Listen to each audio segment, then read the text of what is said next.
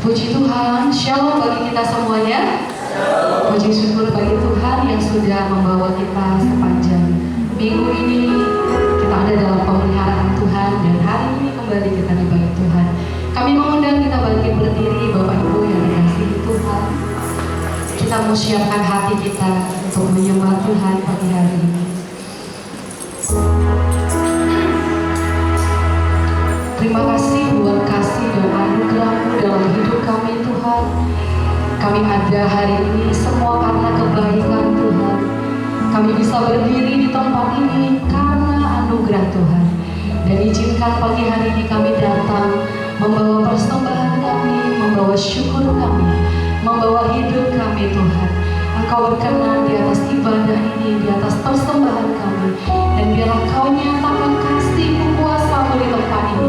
Kami boleh mengalami kelepasan, mengalami sukacita, mengalami kelegaan di dalam hadirat-Mu Tuhan. Di dalam nama Yesus, kami siap untuk memberi yang terbaik kepada Tuhan. Kita yang siap beribadah sama-sama katakan, amin. Silakan duduk Bapak Ibu yang dikasihi Tuhan.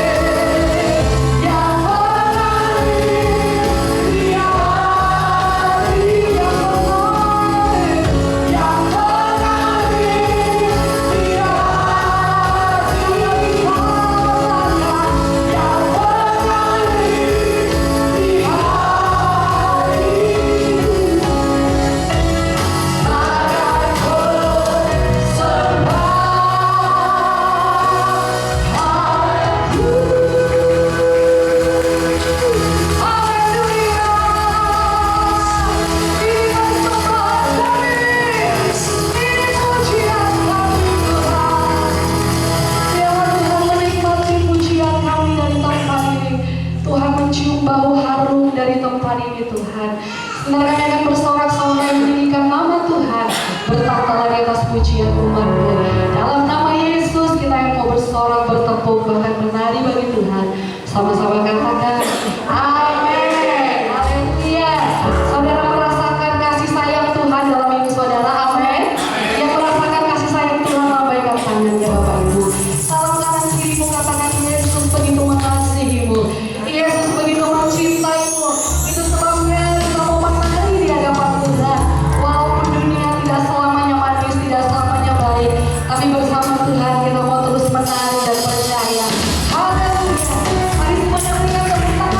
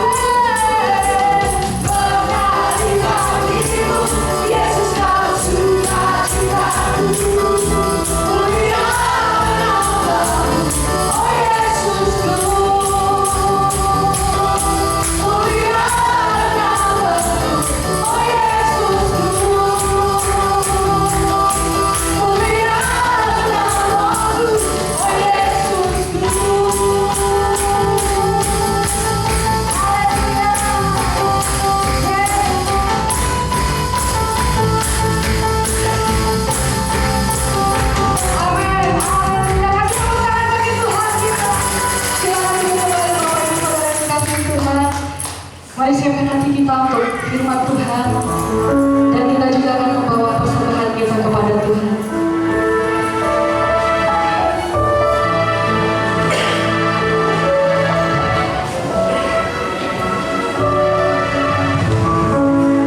Bapa yang baik, sebentar umatmu akan membawa persembahan ke hadapan-Mu Tuhan. Kuduskan, sucikan setiap persembahan yang mereka bawa. Pakailah untuk pekerjaan-Mu ya Tuhan.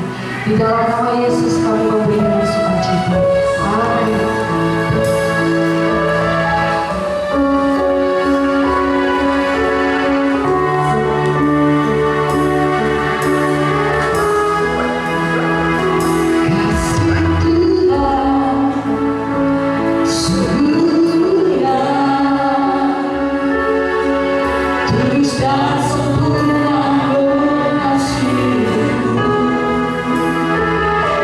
Oh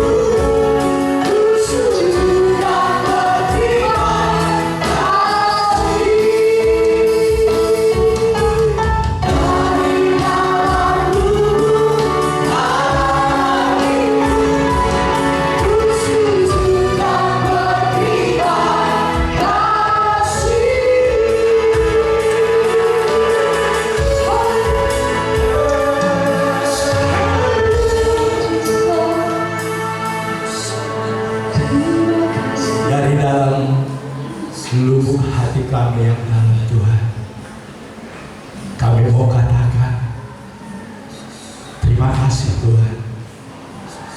Terima kasih untuk anugerah keselamatan yang Tuhan sudah berikan bagi kami.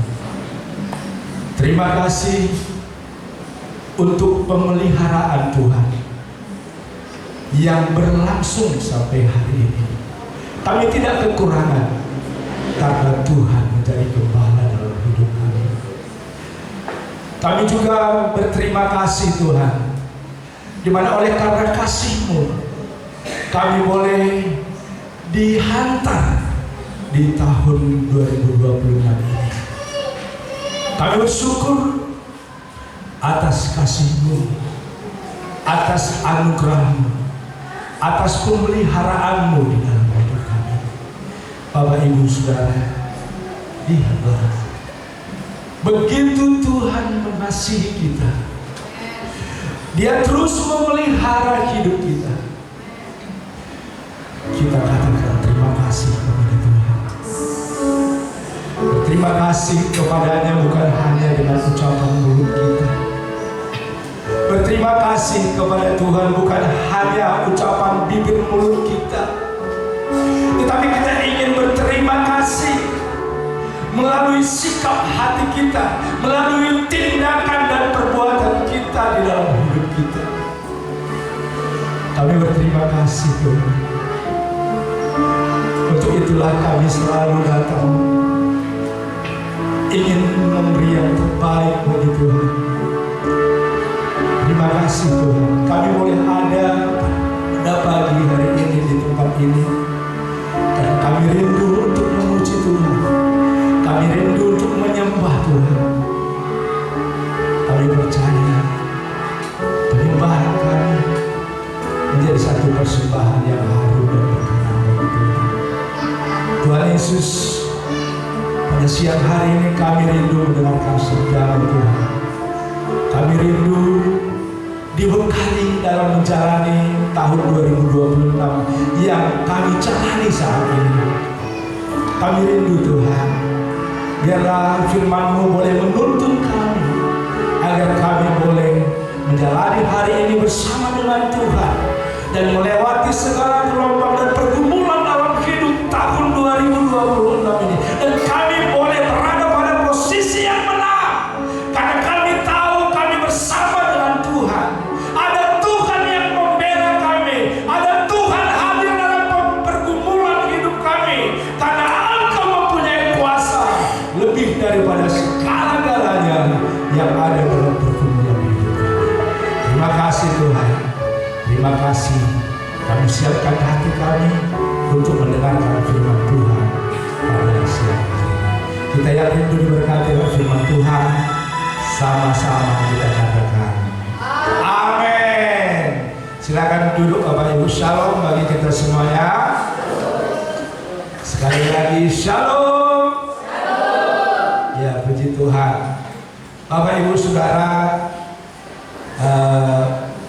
pesan Tuhan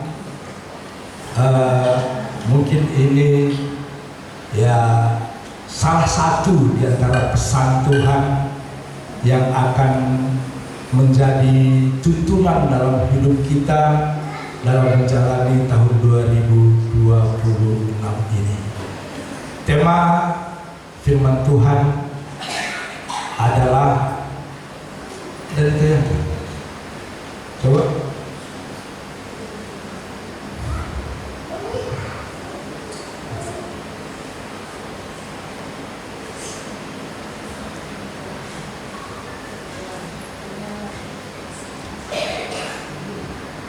Ya, api harus tetap menyala. Yuk sekali lagi sama-sama kita katakan, api harus tetap menyala. Puji Tuhan.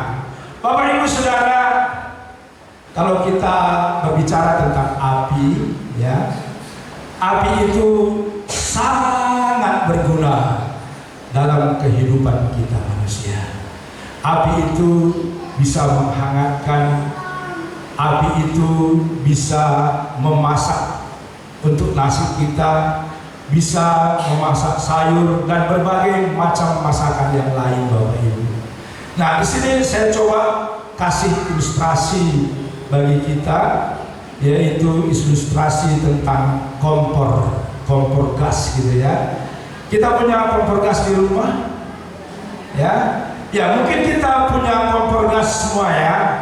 Ya, kompor gas mulai dari merek yang murah sampai merek yang termahal, kita punya kompor gas di rumah kita masing-masing ya. Bapak Ibu Saudara, dengan kompor itu kita bisa memasak banyak hal ya.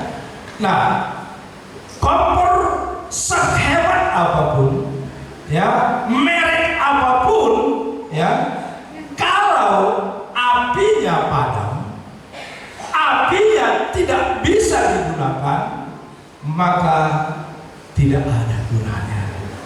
Bapak Ibu Saudara, demikian kehidupan orang yang percaya kepada Tuhan, bahwa kalau tidak ada api itu di dalam kehidupan kita orang yang percaya ya, nah apapun jabatan kita ya, nah apakah itu pendeta, sintua, evangelis, jemaat ya, apapun yang menjadi bagian kita, kalau api itu tidak ada, maka sama dengan kompor gas tadi, tidak ada gunanya. Dia tidak bisa lagi memasak, dia tidak bisa kita gunakan lagi untuk menghangatkan sesuatu.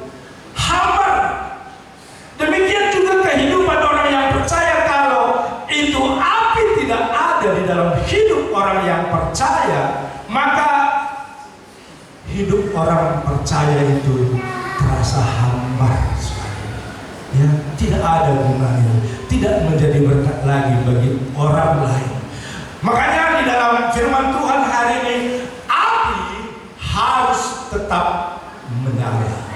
Ya. Nah, coba kita lihat di dalam Ulangan pasal 6 ayat 12 dan 13. Yuk kita baca ayat ini, Ulangan pasal 6 ayat 12 dan ayat yang ke-13. Yuk Bapak Ibu, sama-sama kita baca ayat ini. 3 Ulangan pasal 6 ayat 12. Bukan Ulangan, Imamat ya. Imamat 6 ayat 12. Imamat ya. Kalau mau sekali lagi. Imamat pasal 6 ayat 12 dan 13, nanti kita baca dalam ayat ini. 3, 2, 1 ya. Api yang di atas mezbah itu harus dijaga supaya terus menyala. Jangan biarkan padam.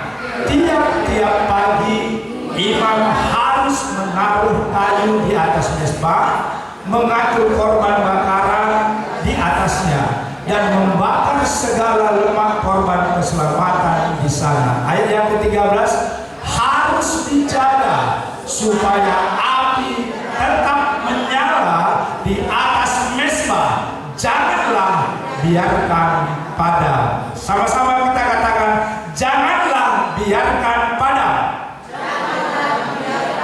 Ya, atau dari awal, harus dijaga. 1, 2, 3 ya. Harus dijaga supaya api itu tetap menyala di atas mezbah. Janganlah biarkan padam. Bapak Ibu Saudara, kalau saya mau kasih gambaran kepada kita bahwa di atas mezbah itu ya, bagi bangsa Israel itu di atasnya dipersembahkan hewan kurban gitu ya. Nah, kemudian hewan kurban itu maka dia mau dipersembahkan, dan di bawahnya ada api untuk membakar korban persembahan itu ya. Nah, korban persembahan itu ketika itu dibakar, maka naiklah aroma yang wangi, dan itulah yang diterima oleh Allah seperti persembahan yang harum baginya. Maka di situ kepada imam-imam pada waktu itu, pada waktu di mezbah itu ada persembahan korban itu, maka Tuhan menyampaikan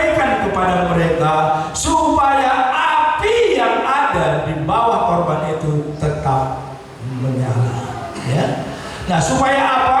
Supaya aroma dari persembahan yang dibakar itu boleh menyenangkan hati Tuhan. Amin.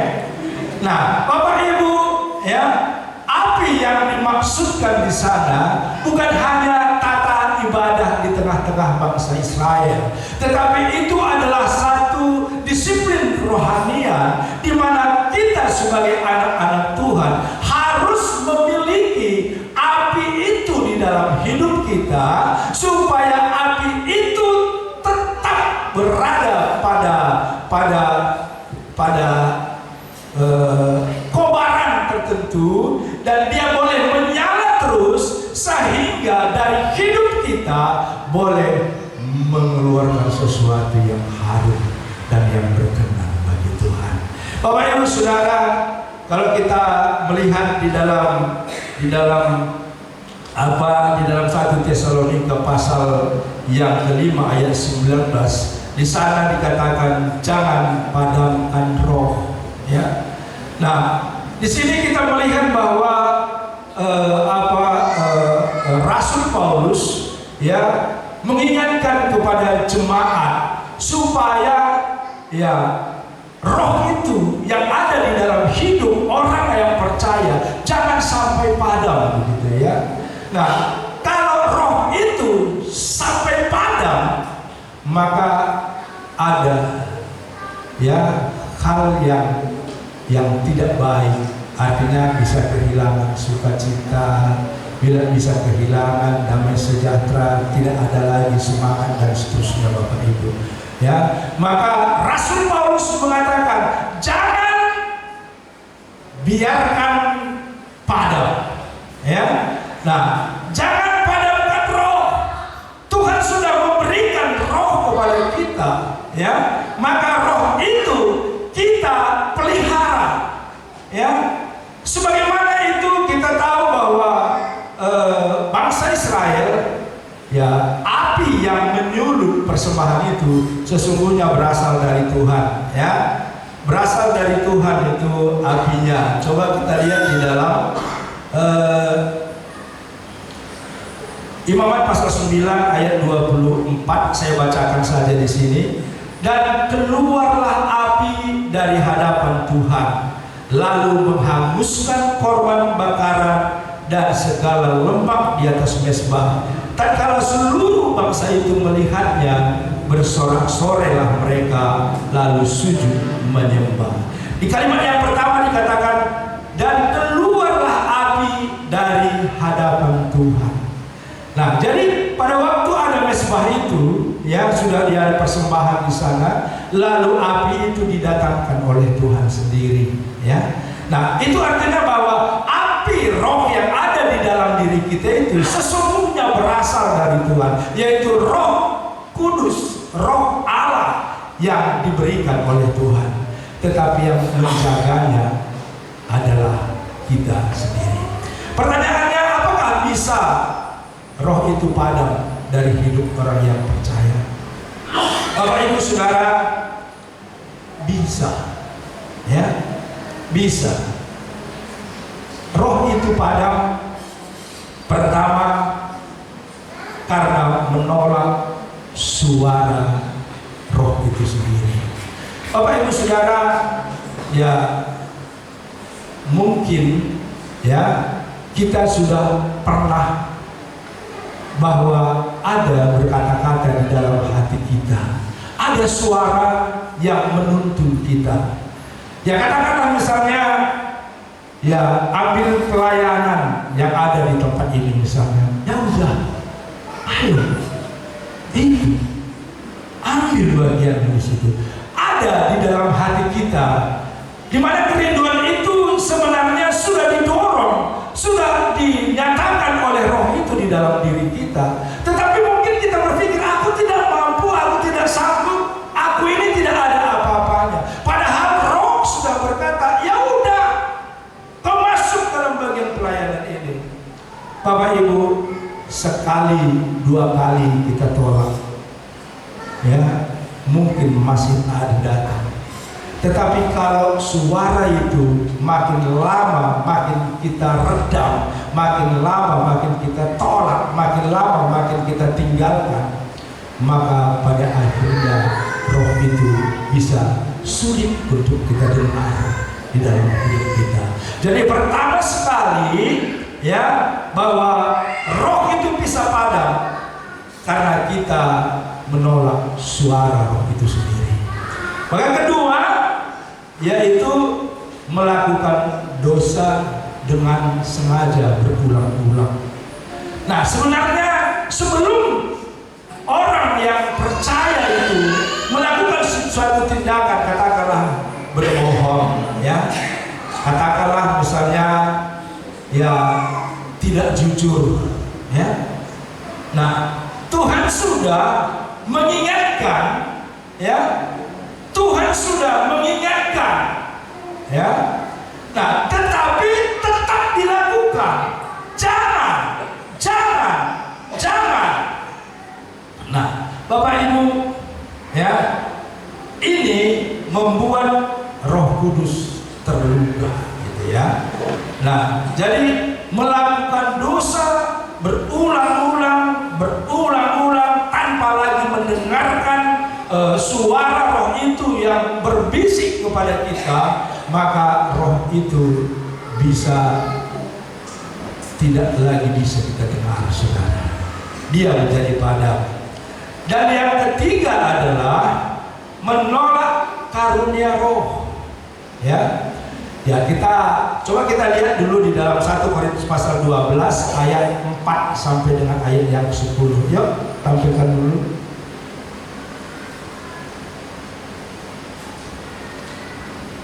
Ayat 4 sampai 10. Yuk sama-sama kita baca dulu ini. 3, 2, 1 ya. Ada rupa-rupa karunia tetapi satu roh, terus, dan ada rupa-rupa pelayanan tetapi satu Tuhan. Dan ada berbagai perbuatan ajaib, tetapi Allah adalah satu yang mengerjakan semuanya dalam semua orang. Tetapi kepada tiap-tiap orang dikaruniakan penyataan roh untuk kepentingan bersama.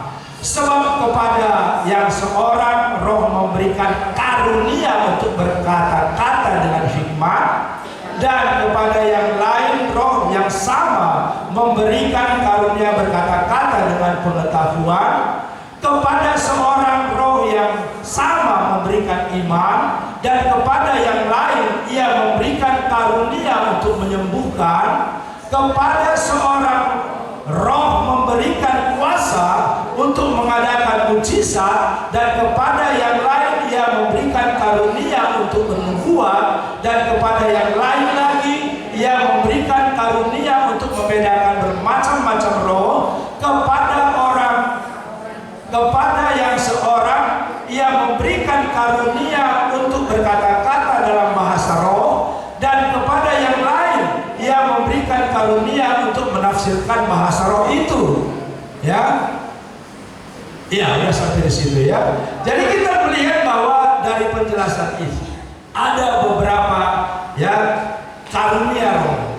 Ada karunia berkata-kata dengan hikmat tadi ya. Berkata-kata dengan hikmat, katakanlah misalnya bersaksi ya. Nah, ada orang yang memang dianugerahi seperti itu. Kalau dia berkata-kata, terus ada yakin orang, ya, terus langsung diterima. Ya, tetapi kadang-kadang karena kondisinya, maka dia pendam itu. Karunia itu tidak dikerjakan. Ada lagi seperti kita ini karunia yang berkata-kata dalam bahasa roh, misalnya, ya, dalam bahasa yang tidak kita mengerti kecuali Tuhan yang telah menyampaikan itu bagi kita. Ya, kemudian ada lagi ya karunia untuk menerjemahkan roh itu. Jadi sebenarnya karunia roh itu ya sangat berguna di tengah-tengah jemaat. Ada yang bernubuat, ada yang bahasa roh, kemudian ada yang menerjemahkan seperti itu. Nah, kalau ini kita tolak, mungkin kita katakanlah misalnya, ya, aduh nanti kawan ini dia mengerti malu lah, nah, begitu ya. Nah, jadi kita menolak, padahal dari dalam sudah ada gejolak di dalam diri kita untuk berkata-kata di dalam bahasa roh misalnya, ya. Nah, kalau itu kita tolak dari dalam diri kita, kalau juga roh itu untuk mengajak kita untuk bersaksi, kemudian kita menahan diri kita, nah itu juga membuat roh itu menjadi padam, Bapak Ibu. Nah, oleh karena itu pada hari ini kita belajar bahwa itu adalah tanggung jawab bagi kita orang yang percaya. Kalau para imam tadi menjaga api itu tetap menyala, maka imam-imam itu ya mengambil kayu, ketika sudah mau habis apinya, dibaca kayunya taruh lagi ke dalam. Ketika kayunya sudah mulai habis, taruh lagi ke dalam, sampai pagi terus itu api menyala dan menyala terus. Nah, sebagai orang yang percaya, kita harus memelihara api itu. Jangan sampai, sekali lagi, jangan sampai, sekali lagi, semangat lagi, sekali lagi. Api itu harus kita jaga, jangan sampai padam, ya, tetap menyala, ya. Nah, itu dia Bapak Ibu. Nah, mungkin ini pertanyaannya yang berikutnya adalah api apa saja yang harus tetap menyala dalam hidup kita, ya. Api apa saja yang harus tetap menyala di dalam hidup kita. Di sini saya catat ada 4 bagian Bapak Ibu, ya.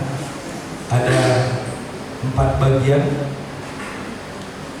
Pertama adalah api Roh Kudus, ya. Kalau kita membaca di dalam Mazmur pasal yang ke-51 ayat 11, dalam Mazmur ini bukan Rasul, tapi Raja Daud menyampaikan kepada Tuhan, janganlah ambil rohmu daripada aku Tuhan, dia katakan, ya. Dia takut kalau roh itu meninggalkan dia. Coba kita lihat dalam Mazmur pasal 51 ayat yang ke-11. Yuk sama-sama kita baca ayat ini. 3, 2, 1 ya. Janganlah membuang aku dari hadapanmu, dan janganlah mengambil rohmu yang kudus daripadaku. Ini adalah sebuah pernyataan dari Raja Daud, ya. Karena dia tahu kalau roh itu diambil oleh Tuhan daripadanya, maka dia itu hanya seorang raja yang tanpa kuasa, begitu ya. Dia sadar bahwa kalau roh itu tidak ada di dalamnya, maka dia adalah seorang raja yang tidak memiliki kuasa apa-apa. Karena roh itulah yang memampukan dia untuk memimpin bangsa Israel sampai bangsa itu mengalami yang namanya pemakmuran di tengah-tengah pimpinan pada waktu itu. Pada waktu ini raja ini memimpin Bapak Ibu, ya. Nah, jangan mengambil rohmu yang kudus daripadaku. Bapak Ibu, pernahkah di dalam hidup kita merasakan seakan-akan hidup ini hampa seperti itu, ya? Ada satu kondisi kadang, ya,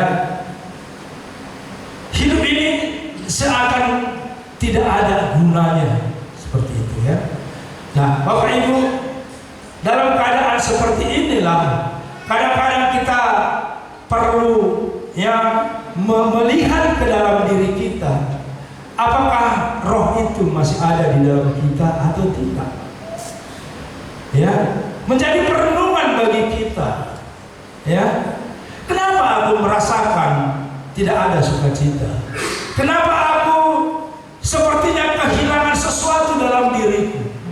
Ya, Bapak Ibu Saudara, kalau kita melihat ini kembali ke dalam diri kita, maka kita pasti akan katakan, jangan membuang aku dari hadapan Tuhan, dan janganlah mengambil roh-Mu yang kudus daripadaku. Pasti kita mohon pengampunan kepada Tuhan, supaya roh Tuhan tetap ada di dalam diri kita, Bapak Ibu Saudara. Ya, Bapak Ibu Saudara, kalau dalam Efesus pasal 4 ayat 30 di sana dikatakan, janganlah mendukakan Roh Kudus Allah yang telah memeteraikan kamu menjelang hari penyelamatan.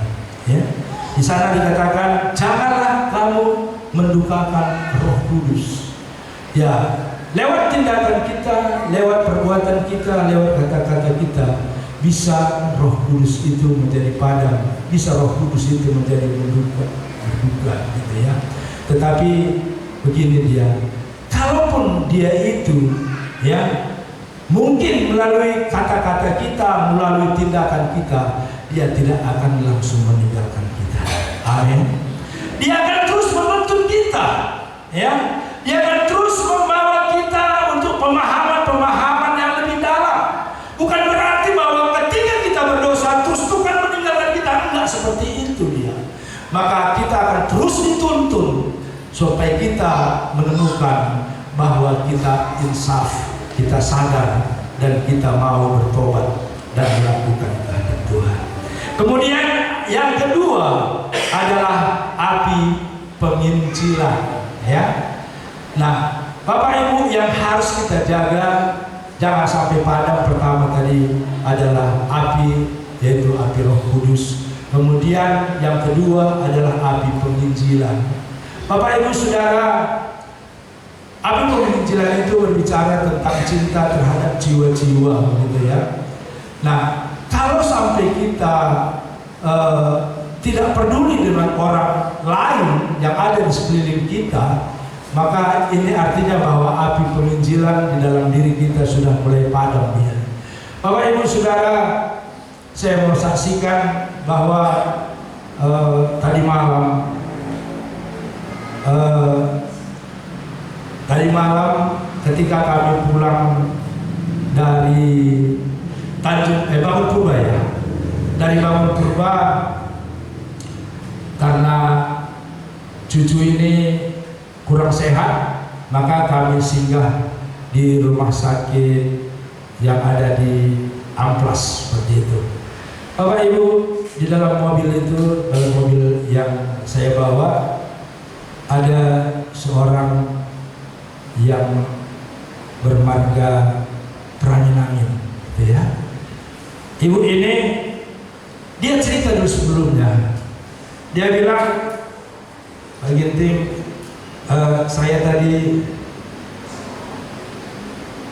duduk dengan kalian, makan bersama dengan kalian. Sebenarnya saya seperti itu. Dia mengaku bahwa dia itu adalah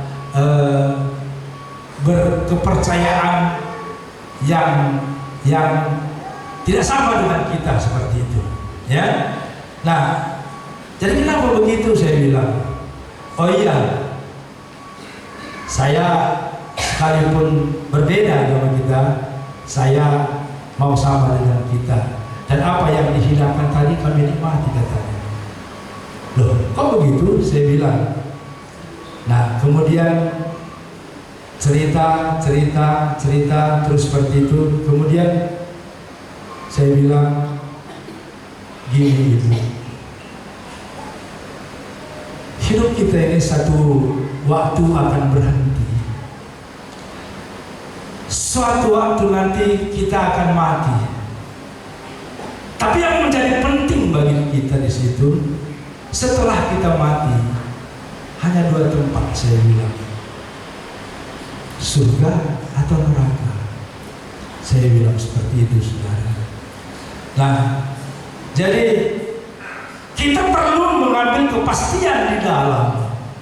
Nah, kalau kita pindah keyakinan tanpa dasar yang kokoh, itu adalah satu kebodohan, saya bilang. Ya, kalau kita pindah keyakinan dari keyakinan satu kepada keyakinan yang lain tanpa dasar yang kuat, itu adalah satu kebodohan, saya bilang seperti itu. Nah, jadi gimana sebenarnya? Dia bilang. Jadi saya bilang, kalau saya ya, itu kan kalau apapun nanti yang saya bilang, kan keputusan di ibu, saya bilang. Ya, nah, kita harus paham keyakinan yang kita pegang itu seperti apa, saya bilang. Kemudian saya saksikan kalau saya tidak ragu lagi. Ya, coba nanti kalau lihat di rumah, kalau ada nanti Alkitab di rumah, Yohanes 14 ayat 6. Akulah jalan, kebenaran dan hidup. Tidak ada seorang pun yang sampai kepada Bapa kalau tidak melalui aku, kata Yesus, saya bilang. Ya. Jadi ini menjadi kepastian bagi saya. Tidak ada jalan yang lain selain daripada Yesus. Nah, jadi karena itu saya kira kamu nanti bisa ambil keputusan seperti apa. Oh iya, katanya seperti itu Bapak Ibu. Di sini saya mau katakan bahwa ketika ada kesempatan, saya mau katakan kepada dia tentang Yesus. Ada api penginjilan itu di dalam diri kita. Kobarkan saja. Kalau mau terima atau tidak, ya terserah dia, kan begitu. Ya, makanya ini harus dijaga, jangan sampai padam, Bapak Ibu. Ya, kita sudah menganggap ya udah sama semuanya seperti itu. Ya, padahal dia masih butuh jalan keselamatan itu di dalam hidupnya. Maka pada pagi hari ini, saudara, ini tidak boleh padam dalam hidup kita. Pertama tadi adalah api Roh Kudus, ya, itu harus hidup di dalam kita. Kemudian kedua adalah api penginjilan yang harus juga bernyala di dalam hidup kita. Kemudian yang ketiga adalah api kesucian. Ya, api kesucian kalau kita lihat di dalam Ibrani pasal 12 ayat 14. Coba kita lihat Ibrani pasal 12 ayat yang ke-14. Di sana dikatakan kejarlah kekudusan. Ya, yuk sama kita baca ini 3, 2, 1 ya. Berusahalah hidup damai dengan semua orang dan kejarlah kekudusan, sebab tanpa kekudusan tidak seorang pun akan melihat Tuhan. Tanpa kekudusan seorang pun tidak dapat melihat Allah. Jangankan dulu masuk ke dalam kerajaan Allah, melihat saja pun tidak, Bapak Ibu. Makanya ini api kekudusan terus kita jaga. Jangan sampai kekudusan itu menjadi tercemar dalam hidup kita. Ya, kobarkan terus. Ya, kobarkan terus dengan kekudusan ini. Kita terus menjaga. Ya, sehingga api yang sudah berkobar ini, api yang sudah menyala ini, ya tidak akan padam di dalam hidup kita. Karena Tuhan menginginkan bahwa kita juga kudus. Karena Tuhan itu kudus adanya, Bapak Ibu. Kemudian yang terakhir yaitu api kebersamaan. Ya, api kebersamaan itu berbicara tentang kebersamaan, kesatuan, gitu ya. Ya, kalau andai kata di dalam hidup kita, ya, tidak ada lagi kerinduan untuk kita bersama. Yang ada adalah kebencian misalnya. Nah, ini membawa kita kepada jurang kehancuran, Bapak Ibu.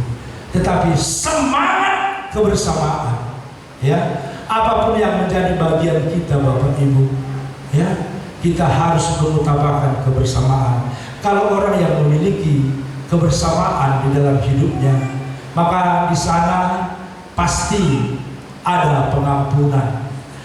Menempatkan kebersamaan itu di atas segalanya.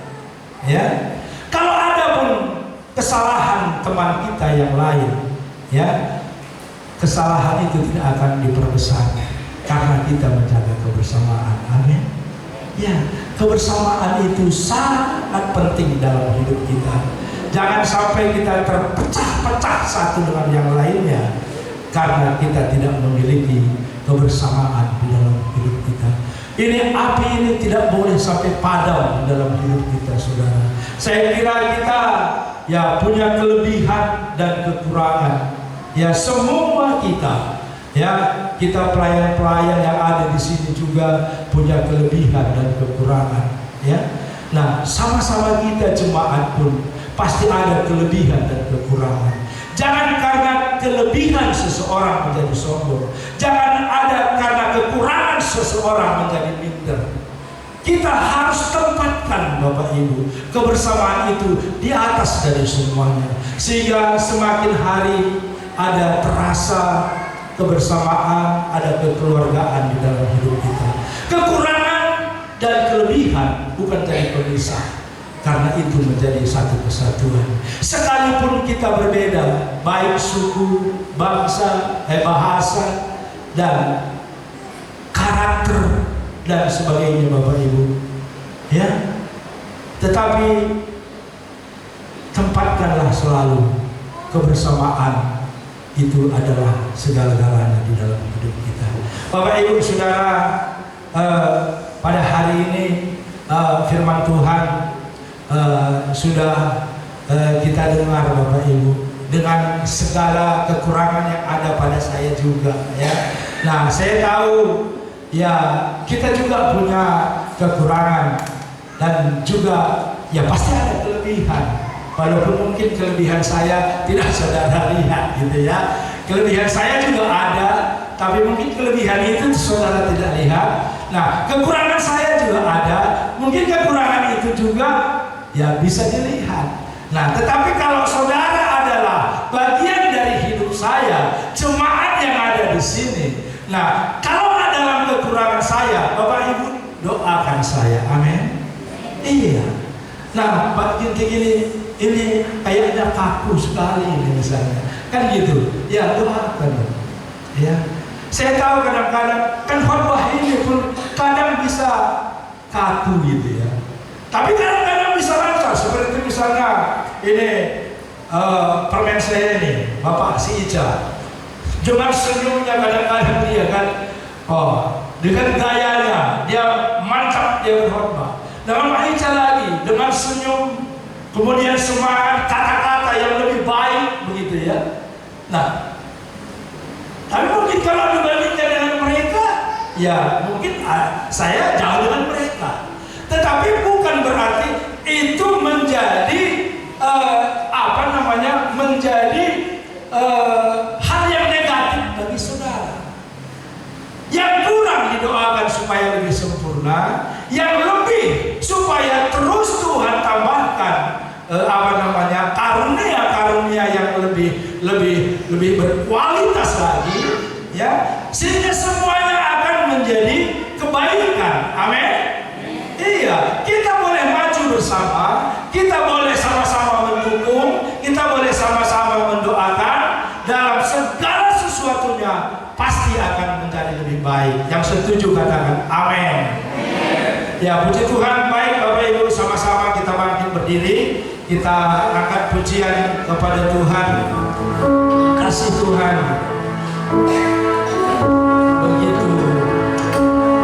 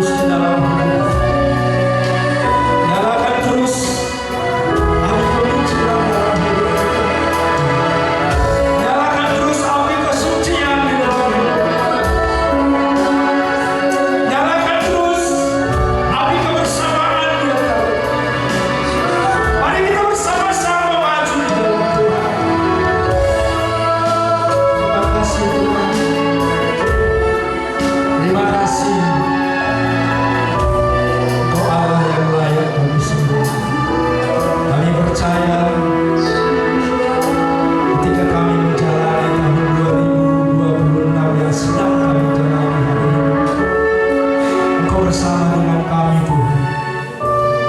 Dan kami percaya bersama-Mu kami mampu melakukan yang terbaik dalam hidup ini. Terima kasih Tuhan. Terima kasih Tuhan.